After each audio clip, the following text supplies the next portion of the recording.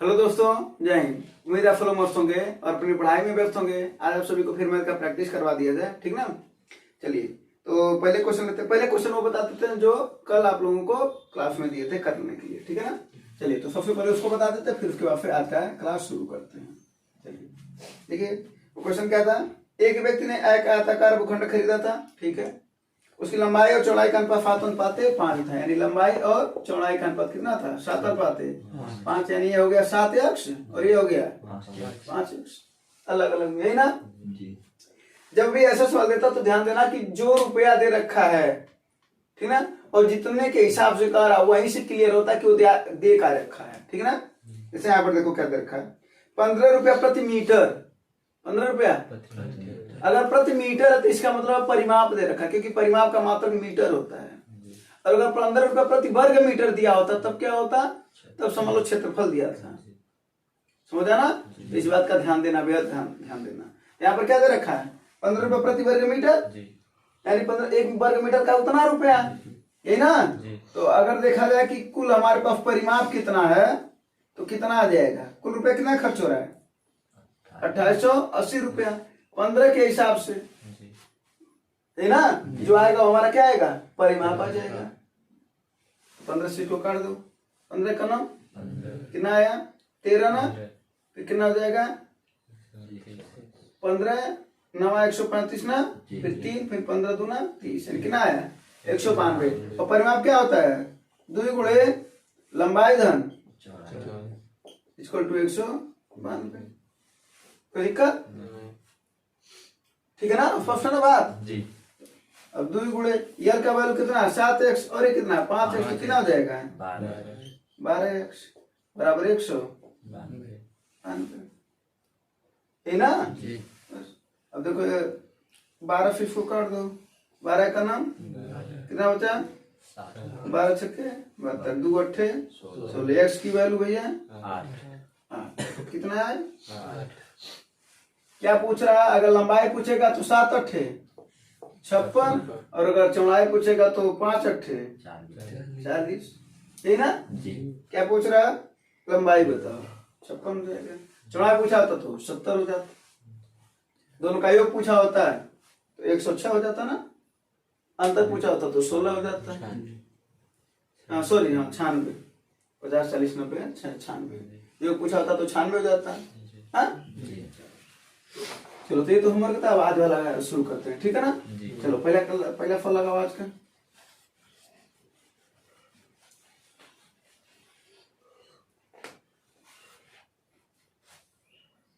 पहला फल देखो। पहले सब में कुछ तुम लोगों को फार्मूला बता देते हैं। देखो इधर, अगर समबाहुभुज है, इसको नोट कर लेना, ठीक है ना। समबाहुभुज है तो अगर भुजाओं की संख्या समान है तो सभी अंतः कोणों का योग क्या होता है?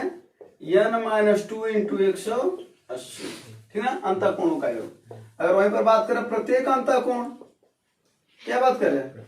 प्रत्येक अंतः कोण की बात करें अगर, तो क्या हो जाएगा? n-2 इंटू 180 अपान n कर दो, जितनी भुजाएं उससे भाग दे दो तो प्रत्येक हो जाएगा। अगर वहीं पर बात करें कि सभी बाह कोण का योग क्या होगा,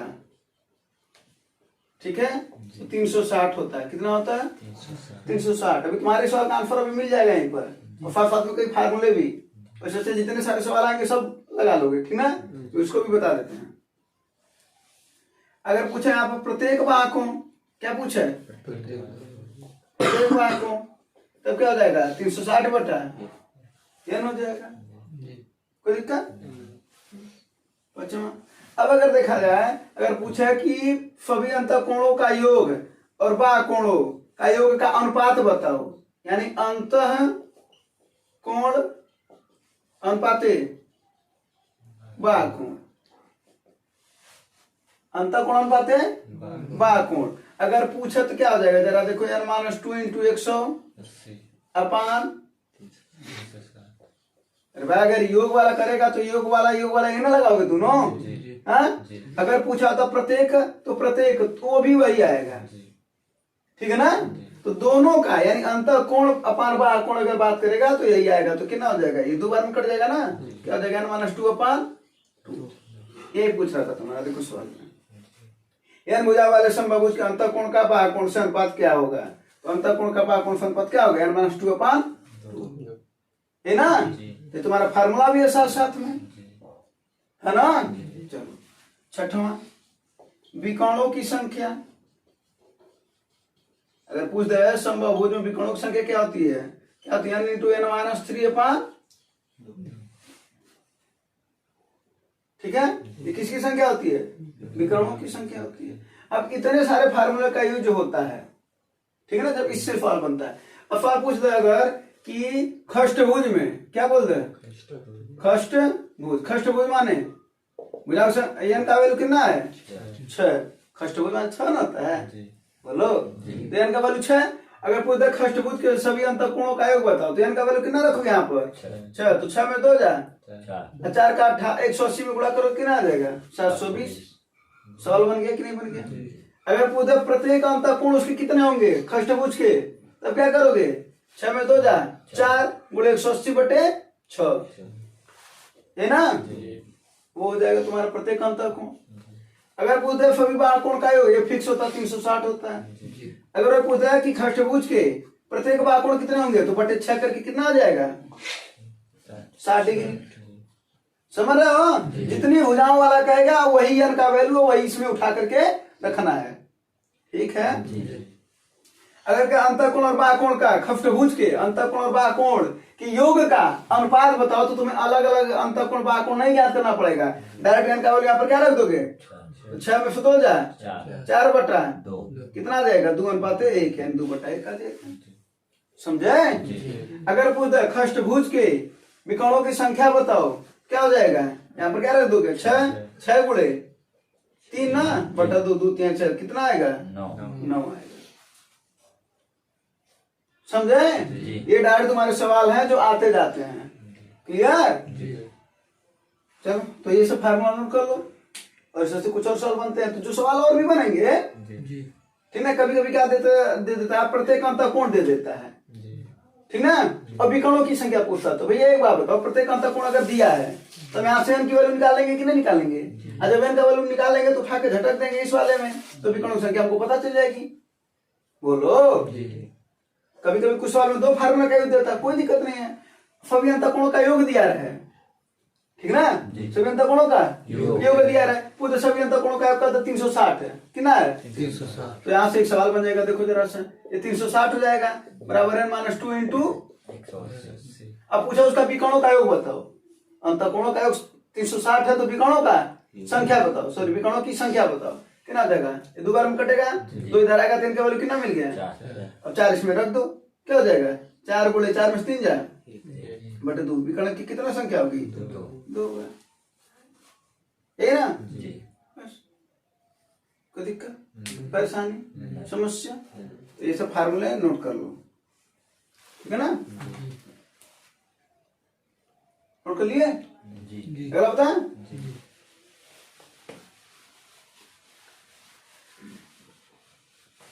तो डायरेक्ट कॉन्सेप्ट वाला फल पूछा था इसमें, यही ना।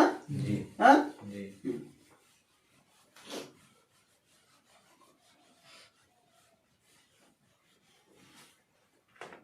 अगला फल अगर देखो 41/43 है प्लस 43/43। जरा देखो इधर, अगर a⁴n रहे प्लस b⁴n रहे, जहां n एक विषम संख्या हो अगर,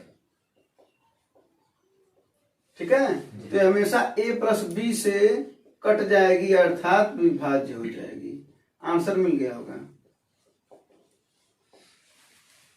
यदि a⁴n + b⁴n रहे और क्या दिया रहा है n क्या हो विषम संख्या हो, तो a + b से क्या हो जाएगी, वो कट जाएगी, अर्थात किससे कटेगा। अब देखो ये n बराबर है कि नहीं है, विषम संख्या है कि नहीं है, हाँ। तो अगर सब कुछ इसी जैसा है तो a + b से कटेगा, यानी 41 + 43 अर्थात कितना 84 से कट जाएगा ये। ठीक है, कोई दिक्कत? हाँ, अगर वहीं रहे a to the power n minus b to the power n, जहां n अगर सम संख्या रहे, ठीक है, तो ये संख्या किससे कटेगी? a प्लस बी से भी कटेगी और a माइनस बी दोनों से कटेगी, दोनों से विभाज्य होगी। ठीक है, तो इसको भी नोट करके लिख लेना और इसको भी नोट करके लिख लेना, दोनों पॉइंट लिख लेना। तो लिखा, छोटे से सवाल से समझ सकते हो। अगर चाहो तो, अगर ये इतना बड़ा दिया है ना, कोई छोटा सा सवाल ले लो, मान लेते हैं कि ले लो 3 पर 3 ले लो, और कोई संख्या है मान लो 5 पर 3 ले लो, ये ना। अब आओ देखा जाए 3 पर 3 कितना होता है? 27, और 5 पर 3 7 5 2 2 4 1 1 1 दुश्मन है ना, किससे कटना चाहिए? यहाँ पर क्या नियम है? a प्लस बी से ना, तो 3 प्लस 5 इसको 8 से कटना चाहिए ना। अब काटो, 8 3 कितना आएगा? 1 रहेगा, 152। अच्छा, ये तो अच्छा, ठीक ठीक ठीक ठीक। हाँ हाँ, तो कितना हो जाएगा? ये 8 से काटो, इसको कितना हो जाएगा? 8 का 9, 7 बचा 8 9। और तब देखो कटा कि नहीं कटा? कटा ना। और a माइनस बी से देखो कटेगा कि नहीं? 5 में से 3 जाए, यानी इन दो से कट सकता है ना, इन सभी संख्या हो सकता ना कटा। ठीक है, उसी तरीके से इसको भी प्रयोग कर लेना, देख लेना, दोनों से कट जाएगा। ठीक है, चलिए इस बात को नोट करके लिख लेना।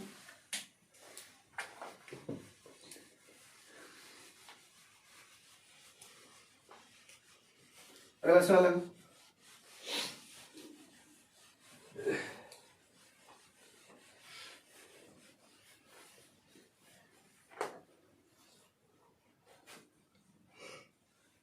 हाँ ये वाला फल देखो, अच्छा फल है, लो इसको समझ लो।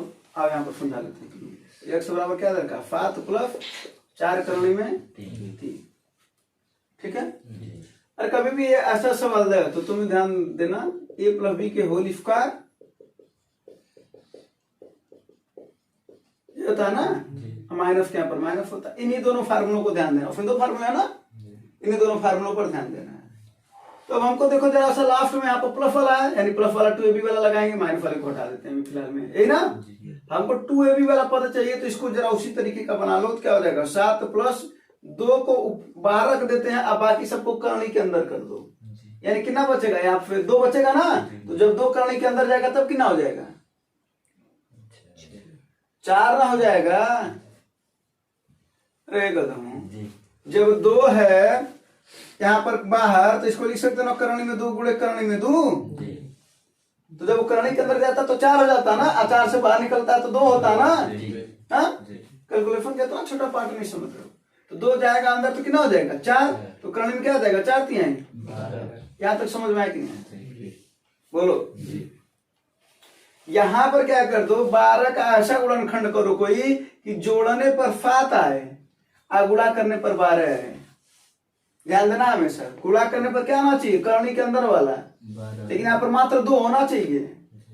यहाँ पर प्लस रहे माइनस नहीं, मतलब प्लस रहेगा तो प्लस वाला लगाएंगे और माइनस रहेगा तो माइनस वाला लगा देंगे। ठीक ना? तो बताओ कौन कौन सा संख्या होगा? 3 और 4, 4 और 3, 4 3 7, 4 3 12, यही ना। यानी इसे हम ऐसे लिख सकते हैं क्या? करनी में 4 का वर्ग प्लस करनी में 3 का वर्ग प्लस 2 गुणे करनी में 4 गुणे करनी में 3। कोई दिक्कत हो तो बताओ। वो 4 और 3 आया ना, उसी सब को अंडर रूट में करते हुए चले गए और इसी जैसा बना दिए। जरा देखो, a स्क्वायर करनी में 4 का स्क्वायर 4 ही ना होगा, करनी 3 का स्क्वायर 3। कैसे मिला है? चोमर जो लिखने से नहीं मिला है, ये नियम से चलता है। हाँ, कि गुणा करने पर 12 आना चाहिए, जोड़ने पर 7 आना चाहिए, उसी से चल रहा है ये। और 2ab यानी ये है क्या एक्चुअल में देखा जाए तो करनी में 4 प्लस करनी में 3 का क्या है? ये होल स्क्वायर है। बोलो।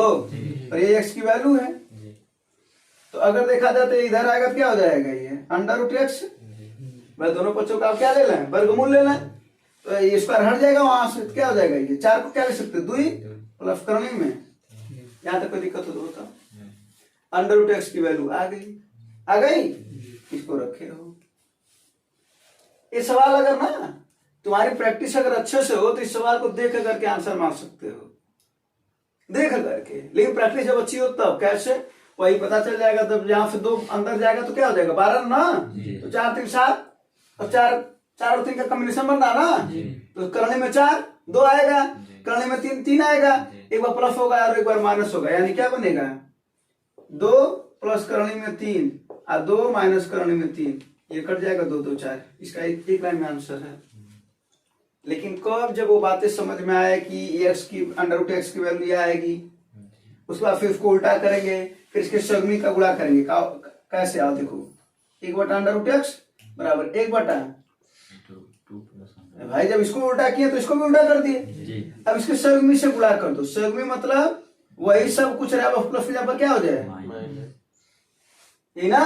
तो जरा देखो ऊपर क्या गया 2 माइनस करनी में 3, और ये क्या है a plus B a minus B, formula क्या होता है a² माइनस b², तो 2 का स्क्वायर 4 और करने 3 का स्क्वायर 3, क्या आया किसकी वैल्यू, ठीक है ना। तो वही समझ जाना चाहिए था तुम्हें कि जब ये 2 प्लस करने में 3 आया तो 2 का एक्चुअल मतलब क्या है, ये √4 है ना, तो √4 और √3 का अंतर कितना 1 ना, तो अगर ये प्लस है तो एक जो माइनस आएगा उसका फैगुनी यानी उल्टा। तो अब इन दोनों को जोड़ दो, वही ना पूछा है जोड़ने के लिए, तो जोड़ने के लिए पूछा तो देखो जोड़ दिए हैं, ये माइनस वाला माइनस कट गया 2 2 4 बस। समझ आया कि नहीं है, बेसिक के लिए बड़े आराम से समझाए ताकि ऐसा सवाल है तो ध्यान रखना, ठीक ना। बहुत सारे ऐसे सवाल बनाए जाते हैं अच्छे अच्छे एग्जाम का क्वेश्चन, ठीक ना। चलो इसे हटा दें। हाँ वही माइनस रहता तो यहाँ पर माइनस रहता, अरे यही सवाल में माइनस होता तब क्या होता है, तब आंसर क्या होता है, तब आंसर क्या होता है, तो भी वही होता। अरे बाबा पहले माइनस आता है यहाँ पर, तो फिर इसका सगमी करते फिर प्लस आ जाता। हाँ तो बात वही हुआ ना, बस इसको पहले जोड़ते बाद में जोड़ते बात वही, यानी इस सब में 2 सवाल है ना।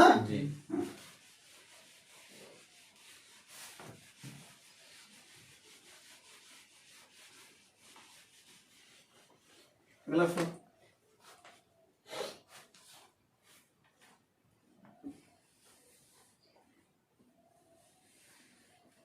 कौन सा, हाँ ये देखो ऐसा सा लगाया नहीं लगाया कभी, बोलो 4 पर 61 प्लस 4 पर प्लस 4 पर प्लस 4 पर, ऐसा सा लगाया कि नहीं लगाया, तो इस बार लगाओ, हिंट दे देते हैं।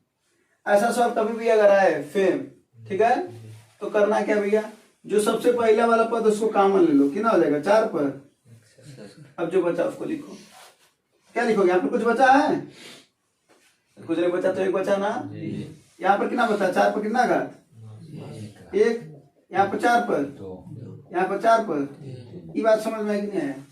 अरे वो 4 पर 1 फट यहाँ से कॉमन होगा तो 4 पर 1 फट लोग बाहर आ गए तो 1 ना बचा, यहाँ से 61 लोग बाहर आ गए तो 2 लोग बचे ना, 100 लोग बाहर आ गए तो 3 लोग बचे ना 4 पर। इसी को सॉल्व करना नहीं आता है। अब तो आ गया ना सवाल, 1 धन 4 धन 4 का वर्ग 4 पर 3 घात, अब 64 6 70 10 80 4 84 और 1 85, तो 4 पर 61 गुणे 85, और इसी को क्या लिख सकते हो 4 पर 61 गुणे 5 गुणे 17। अरे भाई अब भाज्य गुणनखंड में इसको तोड़ोगे ना 85 को, हाँ तो 5 गुणे 17 ही तो आएगा। अब या तो 5 से कटेगा या तो 17 से कटेगा, बोलो। और अगर नहीं समझ पा रहा जरा ऐसे देखो, अच्छा एक बात बताओ, अगर हम तुमसे पूछें कि 8 2 से कट जाएगा कि नहीं तो क्या कहोगे, और अगर हम तुमसे पूछें 2 पर 2 घात आ गुणे 2, ये बताओ 2 से कटेगा कि नहीं कटेगा, तो 2 से ई कट रहा तो तुम्हें लग रहा ई नहीं कट रहा है। अरे भाई ये 2 पर 2 4 ही है, 4 2 8 ही है, तो ये 2 से कट ही रहा है ना। यानी किसी का अगर एक गुणनखंड कट रहा है तो पूरी संख्या भी उससे कट रही है, ये ध्यान देना हमेशा।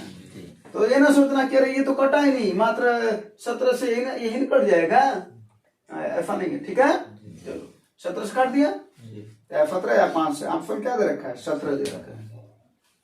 अब क्लियर हो ये सवाल?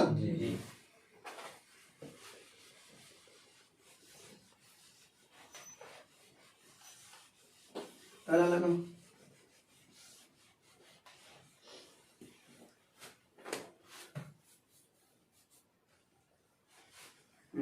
ये वाला देखो, फार्मूला बता देते हैं कुछ।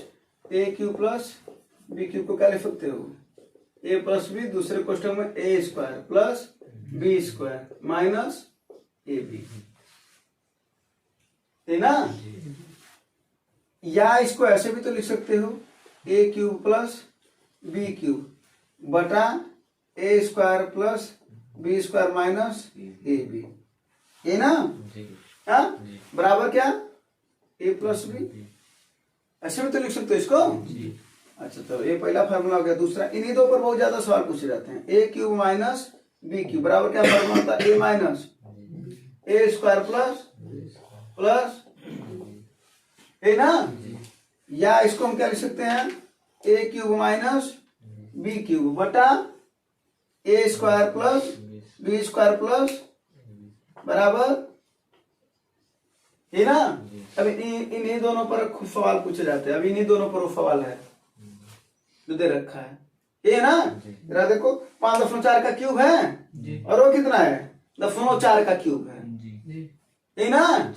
तो जरा देखो क्या दे रखा है, इसी पर तो दे रखा है 5.4 का क्यूब, हाँ माइनस 0.4 का क्यूब बटे उसका 5.4 का स्क्वायर, फिर उसके बाद से उन दोनों का गुणा दे रखा है, जो 2.14 आया है उनका गुणा करोगे ना 5.4 का 0.4 गुणा करो कितना आएगा, 4 चौके 4 पच्चे 20 और 1 कितना आया, ये ना आएगा। बस 2 पर 0 लगाओगे तो ये ना आएगा। तो वही गुणा दे रखा है, अब प्लस उसका स्क्वायर दे रखा है, 4.4 का स्क्वायर 0.16 होता है ना।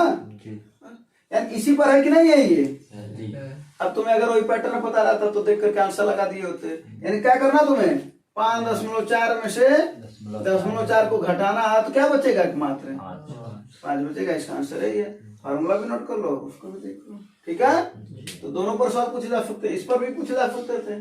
अगर इस पर सवाल पूछा होता तो यहाँ पर प्लस लगाया होता, और जो दोनों का गुणा दे रखा है क्या किया होता, वहां पर माइनस किया होता। क्या किया होता, तब क्या करते, दोनों को जोड़ देते, तब इसका आंसर कितना हो जाता, 5.8 होता ना। बस कोई दिक्कत, बिठा दें। नोट भी करते हो कि बस,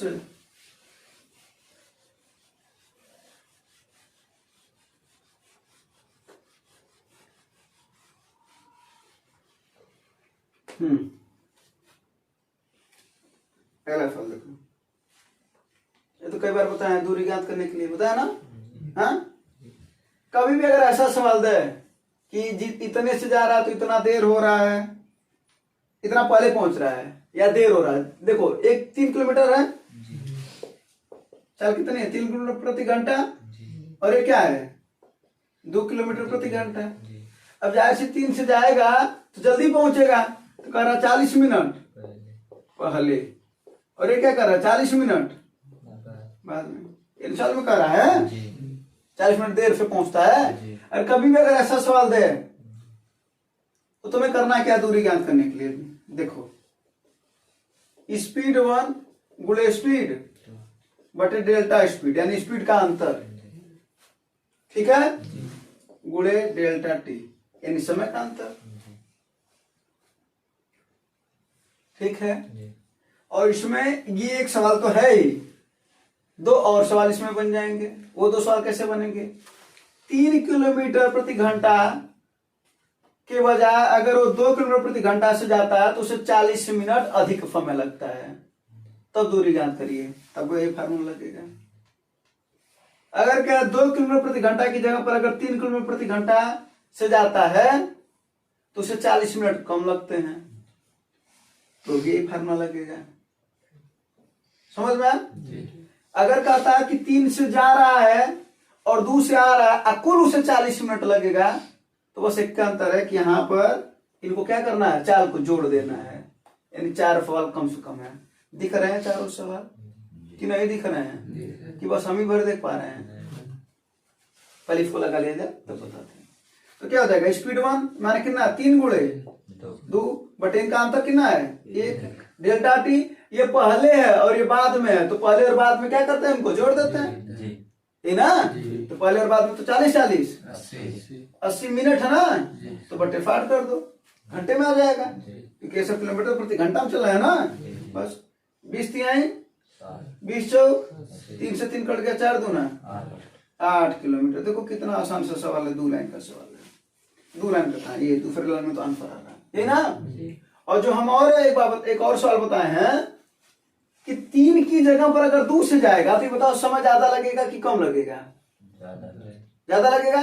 तो सवाल कहेगा कि यदि एक व्यक्ति 3 किलोमीटर के बजाय 2 किलोमीटर प्रति घंटा से अपने कार्यालय जाता है तो उसे 40 मिनट अधिक लगते हैं, तब वो ऐसा लगाना। तब क्या करना है, 3 गुणे 2 बटे 1, समझिए कितना है 40 मिनट, अधिक या कम अंतर रिप्रेजेंट करता है, अंतर बताता है, तो कितना हो जाएगा 40 बटे 20 दूना 20 3 से 3 कट जाएगा, कितना है 4 कितना है 4 किलोमीटर। ठीक है, बोलो कोई दिक्कत है बताओ। अगर वही कहता कि 2 की जगह अगर 3 से जाए, 2 की जगह 3 से अगर जाए तो उसे 80 मिनट मान लो कह दो कि पहले पहुंच रहा है, 2 से 3 से जाएगा तो 80 मिनट पहले पहुंच सकता है ना, पहले पहुंचेगा। तब क्या करेंगे, 3 गुणे 2 बटा गुणे 80 बटा, बस अंतर इतना है, यहाँ पर समय अलग अलग दे रखा है, वहां पर समय इकट्ठा दे देगा, ठीक है ना। और मिनट यहाँ पर घंटा में भी दे सकता है, तो कोई दिक्कत, तब चेंज नहीं करना। तो कितना आ जाएगा 20 चौक के 20 तिहाई 3 से 3 4 दूना, तब 8 किलोमीटर हो जाएगा उसकी दूरी। ठीक है, वो तीसरा सवाल है ना। अगर कहते हैं कि 3 से जा रहा है और 2 से आ रहा है, इस दौरान उसे कुल समय, क्या बोल रहा है, कुल समय अगर लगे कितना तुम्हारा 50, कितना लगे 50 मिनट, तब देखो क्या हो जाएगा। तब क्या करोगे, 3 गुणे 2 बटे, अब क्या बोले, जब कुल समय दिया रहेगा तो दोनों को जोड़ना है, तो 3 2 कितना समय अधिक लग रहा है या कम, 50 ना। एक बार अधिक बोलेगा एक बार कम बोलेगा, उसमें भी 2 फल बन जाता है, ठीक ना। सॉरी अधिक क्या बोलेगा भाई, इसमें क्या अधिक, कुल बोलेगा ना, कुल समय। तो 50 बटे 60, जरा इसको काट दो, 0 0 कट जाएगा ना, 5 से 5 कट जाएगा, 3 दूना कितना आया 1 किलोमीटर, कितना आया 1 किलोमीटर।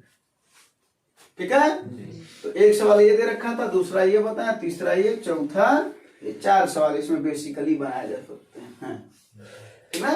सवाल तो और बनाए जा सकते हैं, चैप्टर पढ़ाएंगे तो पूरा बताएंगे कि मात्र दूरी ज्ञात करने से कितने सवाल बनाए जा सकते हैं, ठीक है ना। चलो इसे मिटा दें, कोई दिक्कत है, क्लियर है।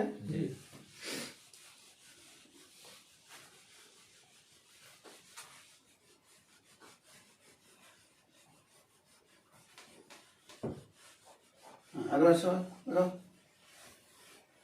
मार्कर चेंज कर लो। जरा सवाल लगा,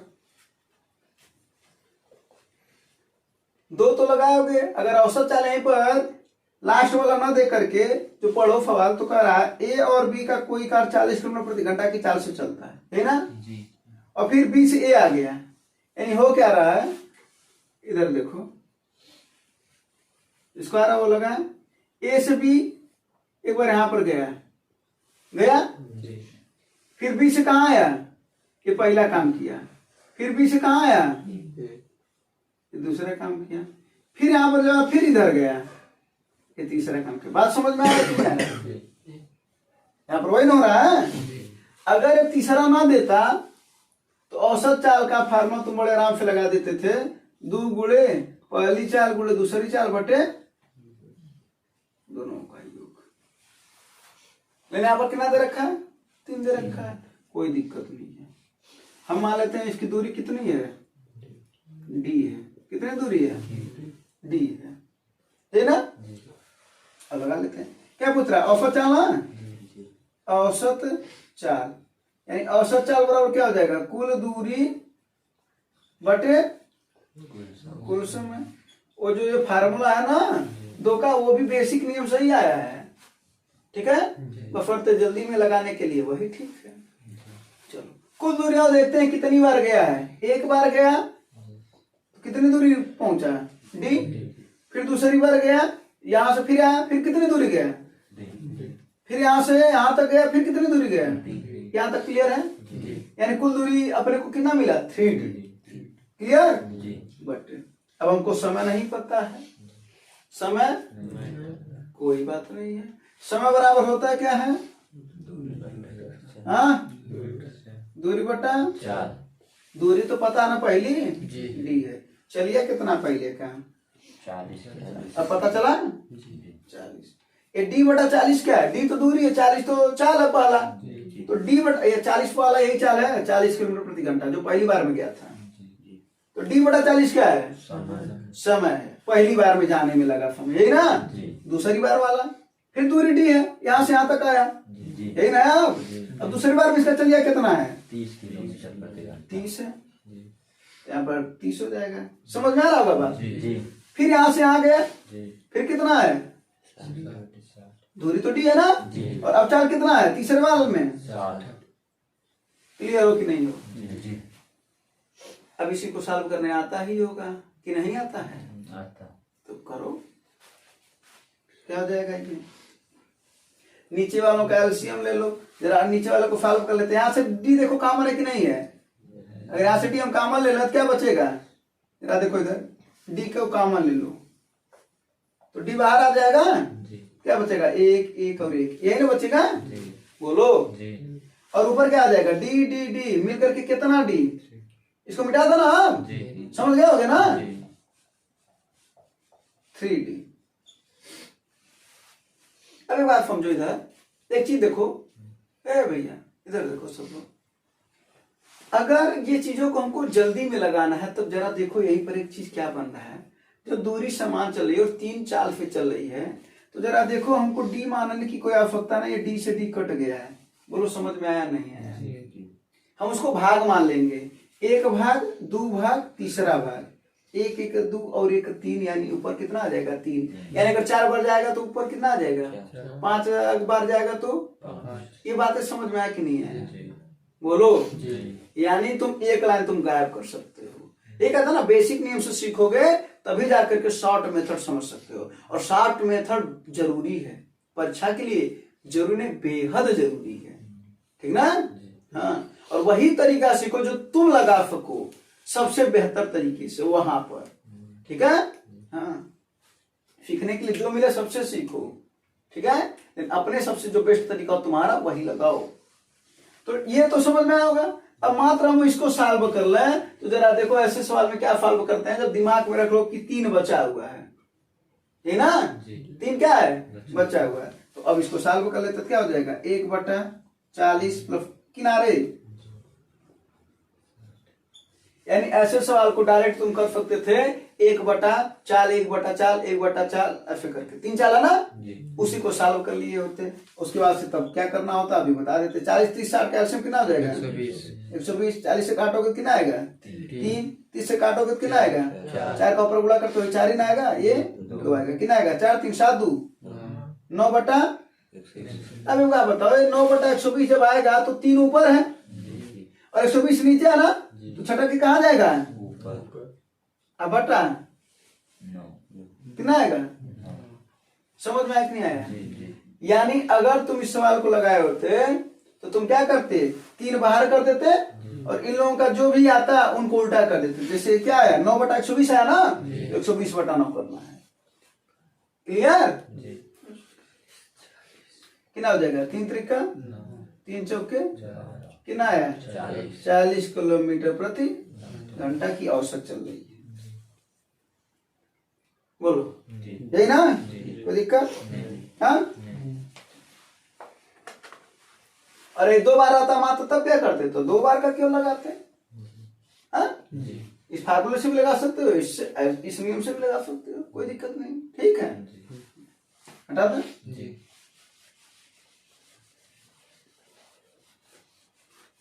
अगला सवाल लगाओ।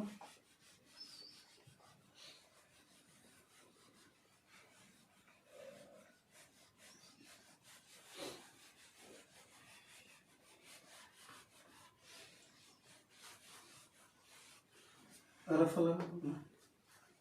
हाँ, ये तो देख करके भी आंसर दिया जा सकता है। हाँ, ऐसे सवाल में कभी भी अगर कुछ वैल्यू रखने पर अगर मान बराबर आ जाए तो उसको वही रख देना चाहिए। जैसे देखो क्या दे रखा, a प्लस बी बराबर 2, 1/a प्लस 1/b बराबर 2। यहाँ पर अगर हम a का वैल्यू और b का वैल्यू दोनों को अगर हम 1 मान लें तो 1 और 1 और 1/1 अर्थात 1/1 अर्थात 1 है। यानी a और b की वैल्यू सेटिस्फाई कर रही 1 पर, कर रही है ना। तो पूछ रहा a क्यूब धन b क्यूब का वैल्यू बताओ, क्या हो जाएगा? 1 का क्यूब धन 1 का क्यूब अर्थात इसका आंसर 2 हो जाएगा। नहीं तो फार्मूला लिख दे रहे हैं, क्या होता है? a प्लस बी का होल क्यूब बराबर a क्यूब प्लस कोष्टक में है ना। अब यहाँ से इसको सॉल्व कर लोगे तो क्या हो जाएगा? ये a b एलसीएम हो जाएगा और ऊपर जाएगा तो क्या आएगा? b प्लस a चाहे a प्लस b, बात एक ही है, बराबर 2। और a प्लस b का वैल्यू कितना है यहाँ पर? 2 है ना। यहाँ पर जब 2 रखोगे इसकी जगह पर क्या आ जाएगा? 2/ab बराबर 2, दूसरे 2 पर जाएगा तो ab की वैल्यू कितनी आ जाएगी? 1 आ जाएगी। अब ab की वैल्यू 1 रख दो, a प्लस b की वैल्यू 2 रख दो। यहाँ पर 2 का क्यूब कितना है? ये 2 का क्यूब हो जाएगा ना, कितना हो जाएगा? 8। अरे भाई a प्लस b का वैल्यू 2 ना है, तो 2 का क्यूब कितना हो जाएगा? 8 बराबर इसी की वैल्यू ज्ञात करनी है, a क्यूब धन b क्यूब प्लस 3 गुणे ab की वैल्यू कितनी है? a प्लस b की वैल्यू कितनी है? 3 दूना 6 इधर आएगा तो कितना हो जाएगा? 2। फार्मूले से भी बता दिए, ठीक ना। लेकिन अगर पॉसिबल हो कि उसकी वैल्यू रखने पर सेटिस्फाई हो रहा है तो वही सही है, ठीक है।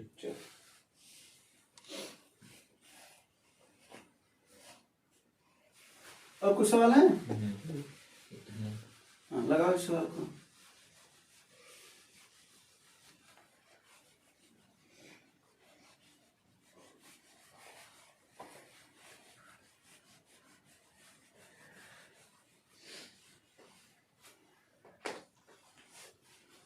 देखो सुनो इधर, रुको, इसमें कुछ तुम लोगों को नोट्स बताएं और कुछ इससे बढ़ करके भी सवाल बताएं आगे।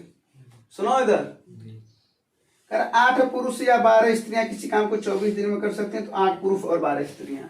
इसने क्या बोला? देखो 8 पुरुष या 12 स्त्रियां किसी काम को,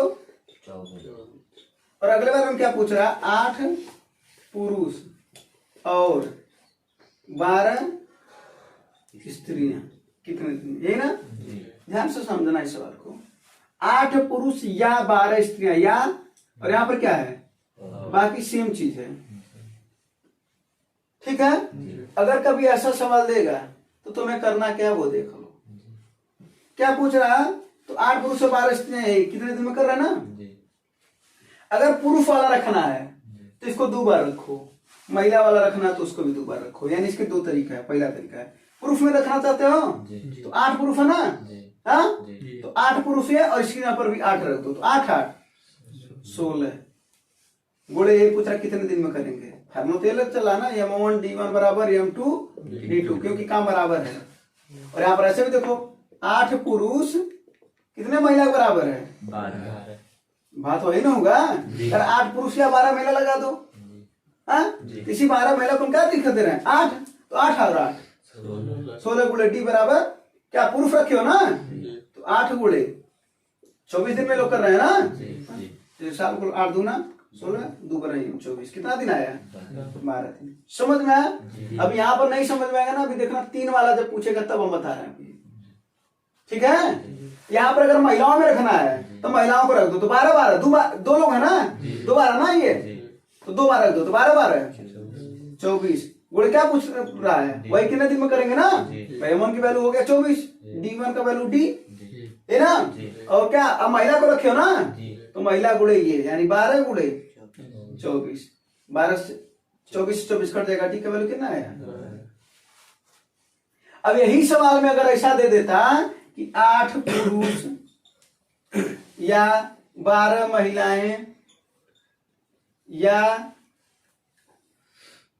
24 बच्चे किसी काम को 24 दिन में करते हैं, अगर ऐसा होता है तो पूछता क्या 8 पुरुष और 12 महिलाएं और 24 बच्चे 24 बच्चे कितने दिन में करेंगे।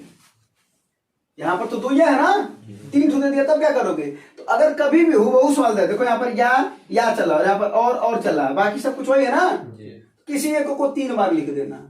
अगर किसी को चेंज करना, किसी को चेंज करना तो पुरुष को, सब पुरुष में ना है तो 8 है ना, तो 8 को 3 बार लिखोगे कितना हो जाएगा 24 ना हो जाएगा ना 24। अब उल्टी ये पूछा कितने दिन में करेंगे, यही ना, और क्या रखे हो पुरुष ना, क्या हो जाएगा 8 गुणे 24, 24 कट जाएगा, कितना आएगा, समझ में आया। तो आओ महिला पर लगा लिया जाए, हो सकता है गलत हो, महिला पर लगा दिए तो वो तो 8 दिन आना चाहिए ना, चलो महिला पर लगा दिए तो 12 है ना, कितनी बार लिखेंगे इसको, तो 12 दिए 36 गुणे बराबर। अब महिला वाला रखेंगे ना, कितना जगह 12 गुणे 24, 12 तिहाई 3 और 8 है कि नहीं। बच्चों पर और रख लिया जाए, हो सकता है अभी भी गलत हो, अरे जी अब बच्चों पर रख लिया तो 24 कितनी बार है, 3 बार, हाँ तो 24 तिहाई 72 गुणे बराबर। अब बच्चे में रखे ना, क्या हो जाएगा 24 गुणे 24 तिहाई और 3 और 8 है, समझे कि नहीं। तो देखे ना ये सवाल अपने अंदर कितना फल छुपा रखा है। पहले तो 2 तरीके हैं लगाने के, उसको छोड़ो, एक सवाल यहाँ पर है और ये वाला सवाल यहाँ पर है, और बड़ा इंपॉर्टेंट सवाल है, देख करके लगाने वाला सवाल है। बोलो कोई दिक्कत, परेशानी, समस्या, हाँ तो अब एक सवाल दे देते हैं, इसको लगा करके फिर दिखाना, ठीक है। एक साल तुम लोग का होमवर्क है, इसको और ऐसे साल तो हम बता भी चुके हैं, ठीक है ना। चलो तो उम्मीद है ये सब चीजें समझ में आया होगा और आप लोगों को भी। धन्यवाद, जय हिंद।